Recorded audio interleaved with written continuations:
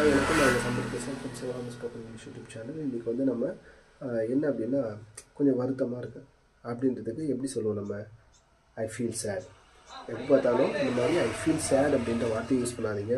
நம்ம ஒவ்வொருத்தவங்களோட வருத்தத்தை குறிக்கிறதுக்கு நிறைய வார்த்தைகள் இருக்குது. அதாவது கஷ்டம் கொஞ்சம் லைட்டாக கொஞ்சம் சோகமாக இருப்பாங்க, ரொம்ப அதிகமாக இருப்பாங்க, தவிர்க்கவே முடியாது மீளா துயரம்லாம் இருப்பாங்க. ஸோ அந்த மாதிரி ஒவ்வொரு ஸ்டேஜும் குறிக்கிறதுக்கு ஒரு ஒரு வார்த்தை இருக்குது.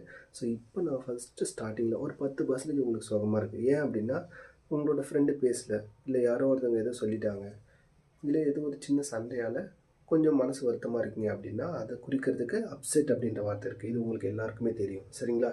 இப்போ உங்கள் ஃப்ரெண்டு வந்து கேட்குறான், ஏன்டா ஒரு மாதிரி அப்செட்டாக இருக்குது அப்படின்னா, அவன் பேசலை அதனால தான் அப்செட்டாக இருக்கேன்.